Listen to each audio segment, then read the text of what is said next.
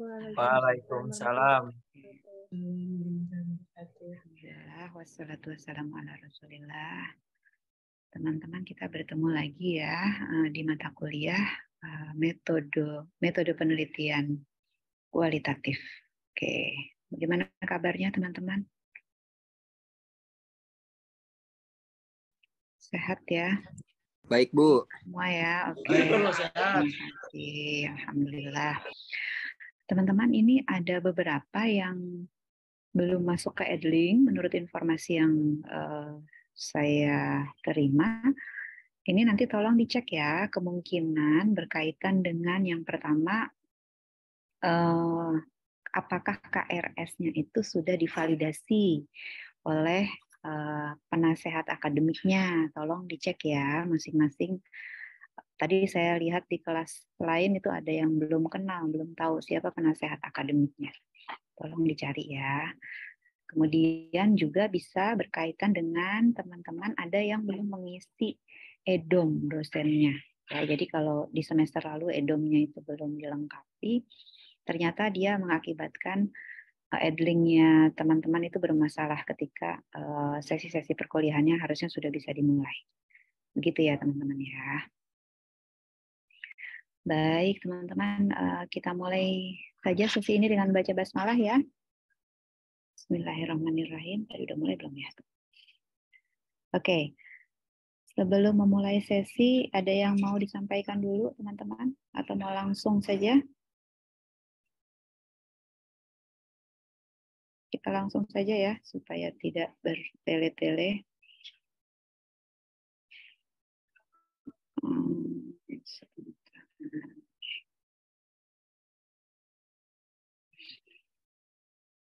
Oke, teman-teman, ini karena perkuliahannya sesi pertama, seperti biasa kita akan introduksi dulu ya, harusnya membangun komitmen belajar. Jadi yang menggunakan handphone atau gadget yang lain boleh masuk dulu ke Menti, teman-teman. Teman-teman ini semuanya saya sambil tanya-tanya ya. Sudah berproses PBL-nya ya? Apakah ada yang belum melaksanakan PBL?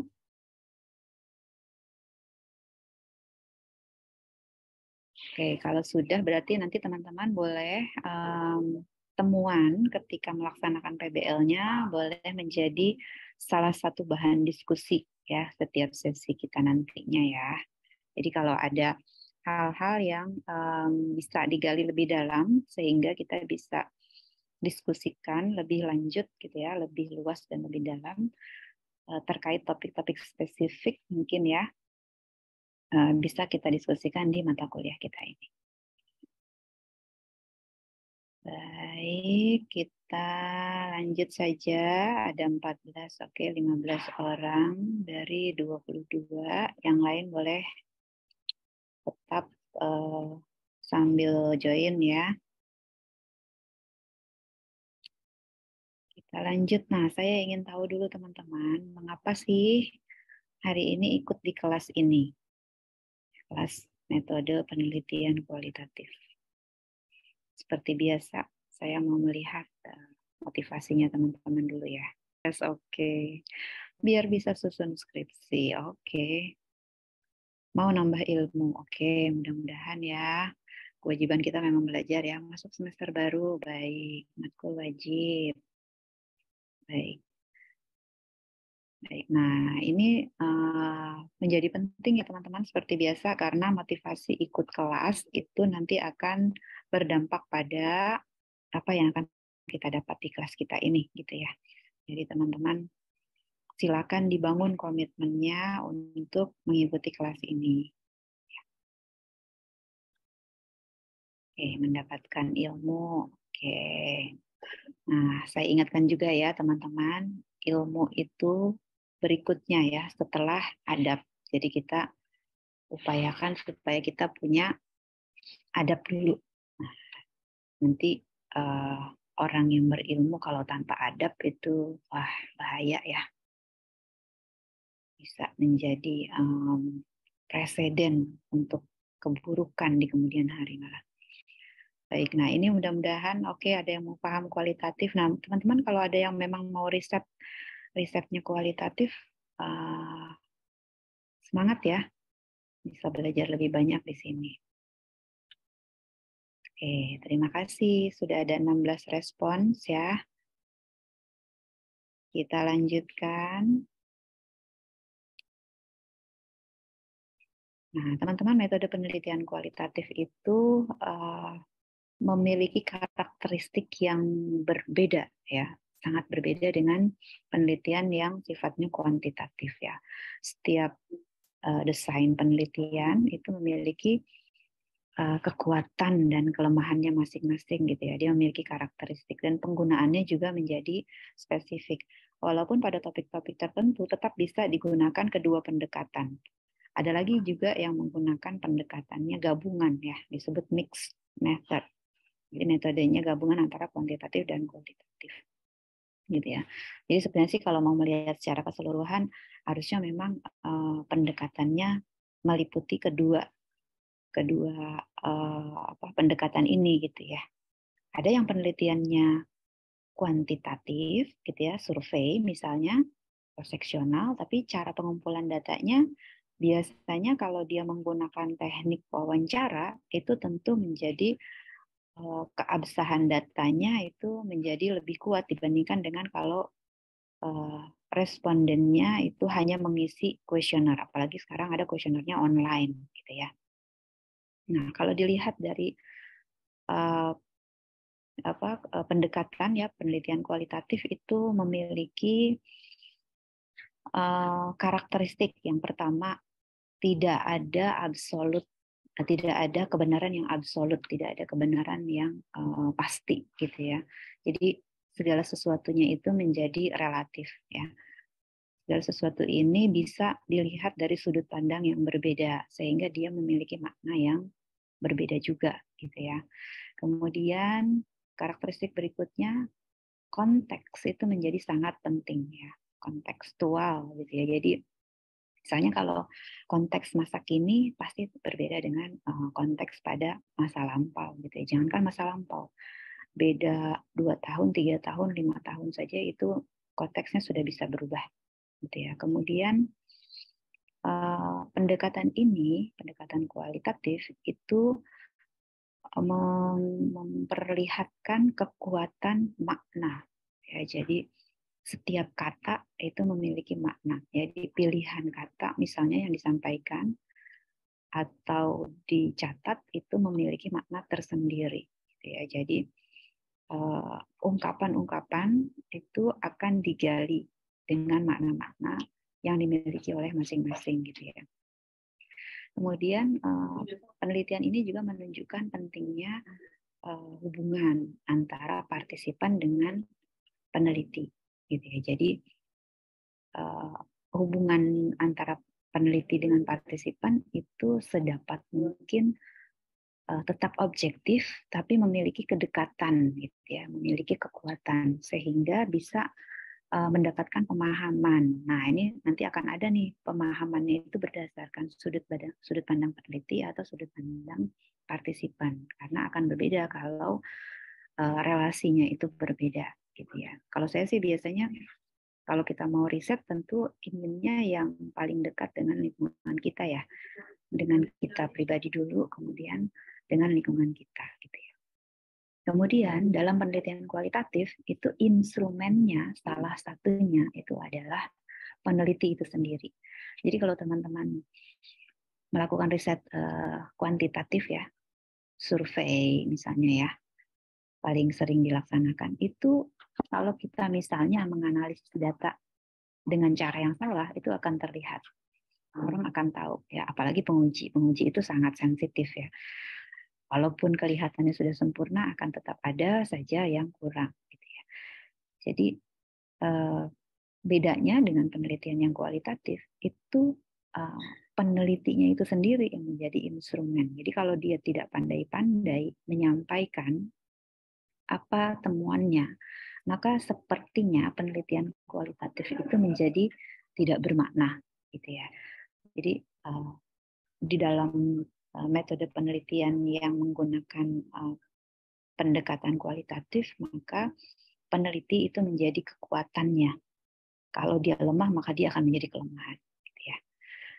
Kemudian, nah dalam hal ini tentu diperlukan researcher skill set. Jadi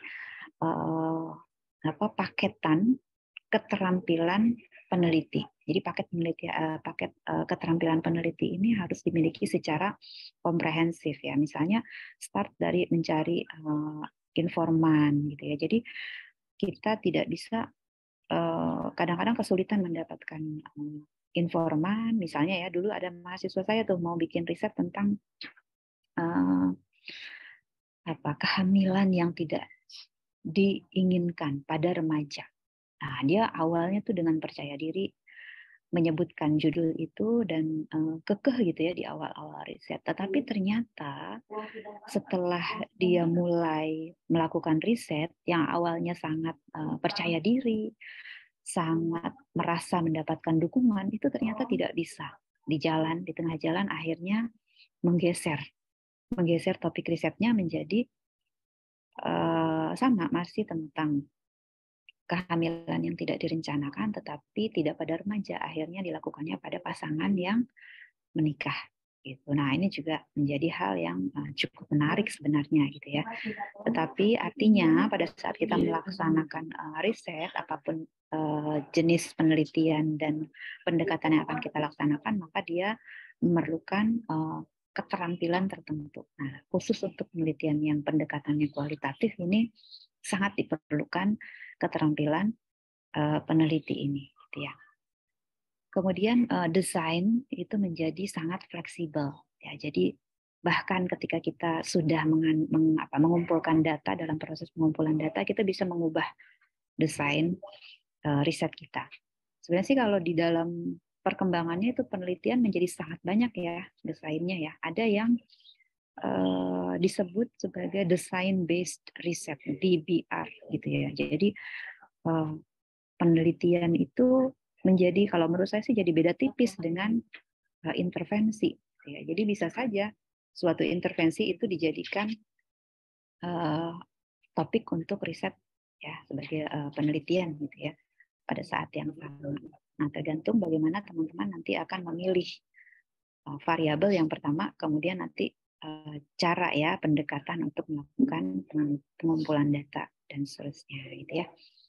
Kemudian karakteristik yang lain itu sangat dipengaruhi oleh jenis masalah dan pertanyaan yang akan kita ajukan, gitu yang nantinya akan dibahas di dalam penelitian kita, gitu ya. Jadi tema-tema yang dibahas itu biasanya sih memang tema yang relatif sensitif, gitu ya. Dan seperti biasa juga harus spesifik ya untuk penelitian ya. Kalau terlalu melebar maka dia akan menyulitkan kita nanti sebagai peneliti ketika mengumpulkan data sampai menganalisis dan menyajikan hasilnya.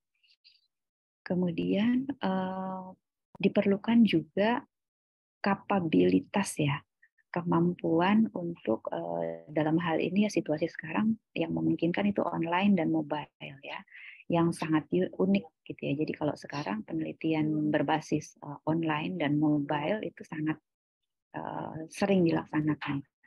Ya, kalau saya sih secara pribadi sangat terbantu ya ketika melaksanakan riset di pendidikan saya, jenjang pendidikan saya yang terakhir itu justru ternyata situasi pandemi ini yang mengakibatkan kita melaksanakan proses pembelajaran secara online itu malah menjadikan peluang untuk kita bisa melaksanakan riset, tetap mendapatkan data gitu ya, dan bermanfaat juga ya, manfaatnya juga luar biasa gitu ya. Dan analisisnya juga karena tadi konteksnya itu menjadi penting, maka analisis kontekstual ini dalam hal ini juga menjadi penting gitu ya. Nah, teman-teman, ini sekilas tentang metode penelitian kualitatif sebagai pendahuluan gitu.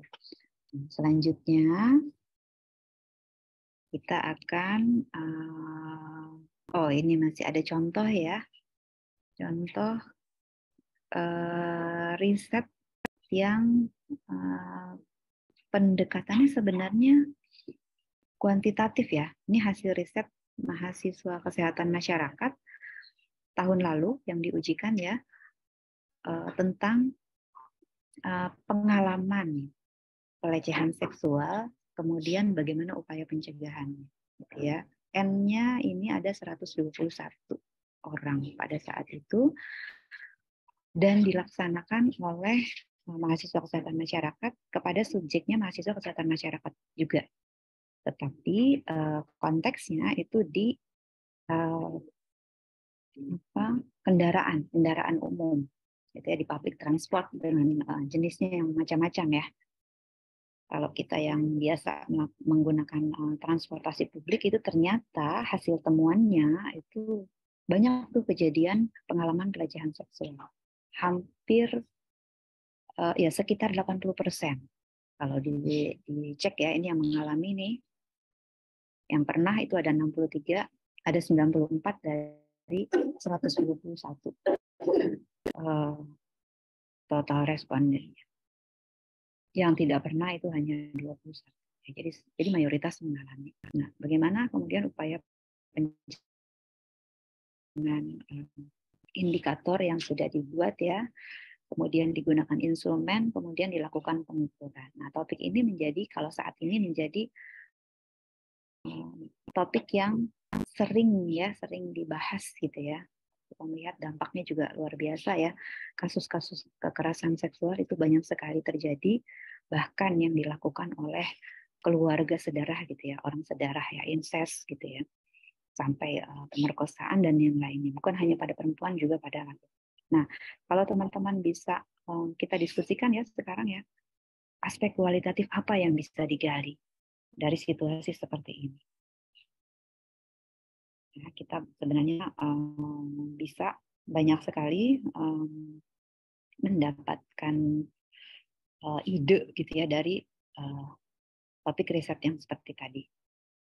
Oke, sejauh ini ada yang ingin menyampaikan pendapat, teman-teman silakan. Tidak ada? Baik, kalau tidak ada kita Mungkin lanjut. belum ada, Bu. Ya, baik. Terima kasih ya, Ridisa. Kalau belum ada, kita lanjut ke pembahasan tentang silabus ya, langsung saja ya. Sebentar. Ya, RPS kita kalau teman-teman sudah masuk ya, ada yang sudah download mungkin di Edlink-nya, silakan ditelaah ya, dibaca. Ini ada deskripsi mata kuliah, kemudian capaian pembelajaran lulusan CPMK, capaian pembelajaran mata kuliah ya. Kemudian ada materinya. Nah, teman-teman, kita akan melaksanakan proses pembelajaran itu seperti biasa ya, lebih banyak ke diskusi dibandingkan ceramahnya. Karena topik ini ya terkait dengan keterampilan kita untuk meneliti, dan teman-teman juga beberapa saat lagi akan melaksanakan setelah kemarin PBL, kemudian nanti ada magang dan skripsi gitu ya. Jadi kita akan memperkuat keterampilan kita. Ya, jadi kita akan lebih banyak diskusi dan praktek dalam perkuliahan kita nantinya. Perkuliahan kita, saya tanya dulu ke teman-teman nih, mau lebih banyak online atau offline? Lebih nyamannya apa?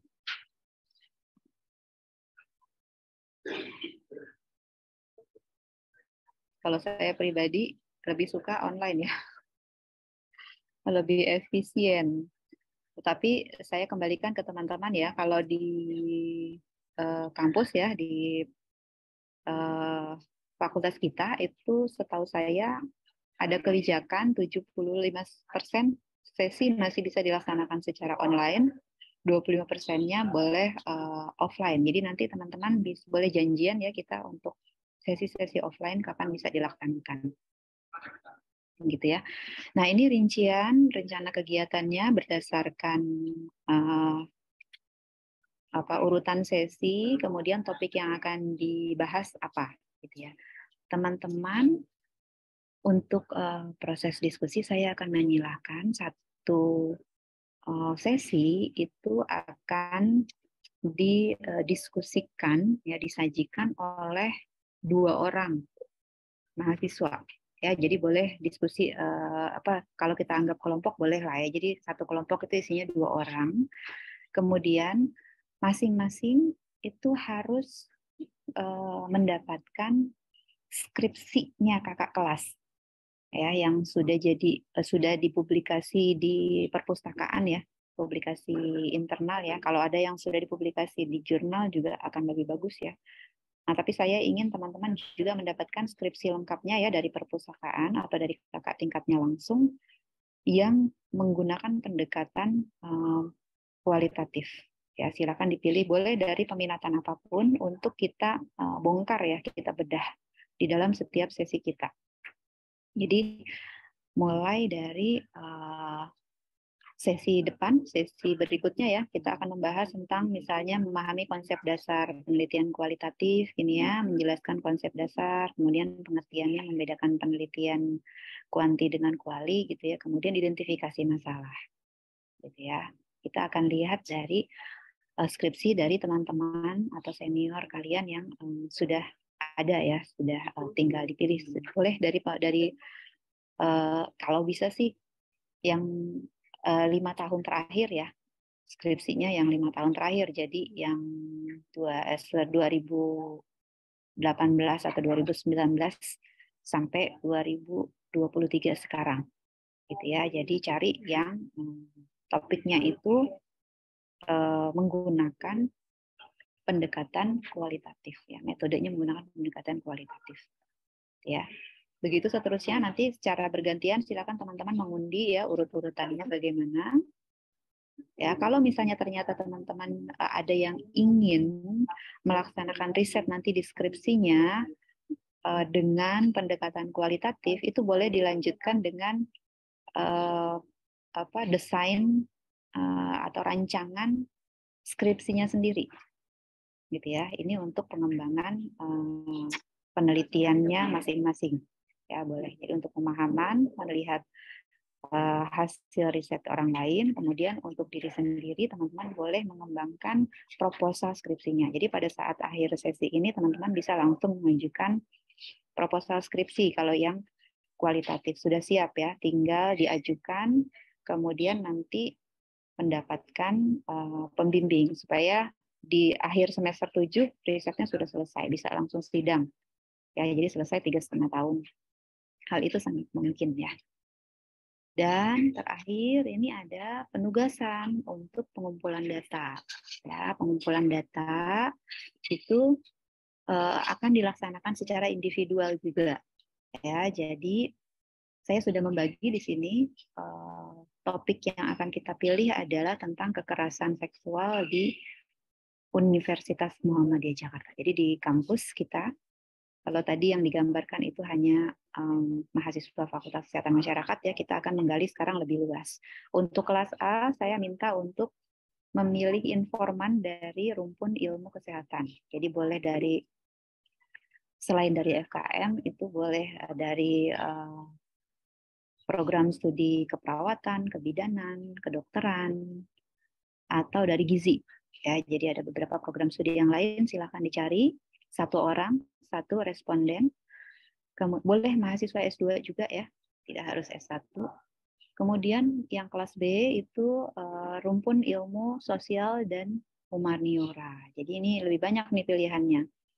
Bisa fakultas ilmu sosial dan ilmu politik, kependidikan, kemudian agama Islam, hukum, ekonomi, gitu ya. Silakan dicari 1 orang dari fakultas yang lain. Kemudian untuk kelas C, saya akan minta untuk mendapatkan responden dari rumpun ilmu eksakta ya, teknik, dari fakultas teknik atau pertanian. Ya, kita anggap pertanian itu rumpun ilmu eksak ya. Nah, kemudian apa yang dilakukan? Pertama tentu meminta kesediaan calon informan untuk menjadi partisipan, kemudian data mulai dikumpulkan ya, data pribadi ya, jenis kelamin, usia, tanya juga orientasi seksualnya ya, kemudian pengalaman pribadi, Kalau tidak berkenan menjawab tidak apa-apa, dijelaskan saja tidak berkenan menjawab. Ya. Kemudian kalau pengalaman pribadi atau teman yang mengalami korban atau mungkin malah pelaku, ya bisa digali tentang waktunya, kemudian lokasinya di mana, lokasinya kalau bisa spesifik ya, misalnya di gedung apa, kemudian di pojokan ruang mana, misalnya gitu ya, itu digambarkan. Kalau teman-teman bisa datang ke lokasi itu kemudian memotret posisinya, itu akan lebih bagus gitu ya. Jadi kita akan melihat bahwa ternyata potensinya ada nih di ruangan-ruangan atau di sudut-sudut misalnya atau di lorong-lorong tertentu. Kemudian boleh digali ya situasinya bagaimana. Nah, kemudian setelah itu kita bisa menanyakan bagaimana tindak lanjutnya pada saat itu. Apakah dia melaporkan atau melakukan intervensi untuk dirinya sendiri. Ya, misalnya melaporkan kepada orang atau lembaga mana, kemudian atau mungkin pergi ke klinik misalnya gitu ya, atau ke konsultasi ke psikolog atau yang lainnya. Saya jelaskan, minta untuk dijelaskan tentang bagaimana proses intervensinya dilaksanakan, berapa lama, gitu ya. Kemudian hasilnya bagaimana, kemudian dampaknya seperti apa. Kalau masih ada sisa-sisa traumanya sampai sekarang, mungkin kalau berkenan diceritakan, boleh diceritakan, gitu ya. Jadi yang pertama, teman-teman mengumpulkan data dulu, kemudian silakan dianalisis. Nah, kalau teman-teman menemukan hal-hal yang merasa bahwa ini nih sangat menarik dan kemudian perlu digali, atau informannya justru yang curhat lebih banyak tentang itu boleh di highlight ya, diperdalam lagi, sehingga nanti laporannya akan menjadi spesifik tentang hal-hal tertentu ya yang ingin digarisbawahi. Oke. Ini saya rasa tentang RPS dan penugasan. Silakan kalau ada yang ingin ditanyakan. Tidak ada? Cukup jelas? Ibu, jadi maaf Bu, mungkin saya ingin lebih Silakan, Tia. perjelas lagi. Jadi itu tugasnya individu dan informannya cukup satu orang, gitu Bu? Ya, betul. Tugasnya individu, informannya cukup satu orang. Tapi kalau ternyata banyak yang mau curhat, ya nggak apa-apa ya kalau teman-teman berkenan terima curhatan. Hati-hati juga nih kalau terima curhatan. Jangan sampai kitanya yang terbawa ya. Terbawa emosi jiwa gitu ya. Nah, ini sebenarnya tujuannya untuk menggali di kampus kita ini bagaimana situasinya, kemudian nanti kita bisa antisipasi untuk diri kita dan teman-teman kita, adik-adik kelas kita gitu ya. Mungkin nanti bisa ditindaklanjuti juga oleh universitas gitu kan untuk memastikan bahwa kita kuliah itu dalam kondisi yang aman, nyaman gitu ya, bahwa ruang-ruang di tempat kita kuliah itu tidak menjadi lokasi yang berbahaya buat diri kita gitu ya. Begitu ya, Tias. Baik Ibu, terima kasih. Sama-sama. Yang lain ada lagi kah? Bu, mau nanya Bu. Silakan, Ronaldi.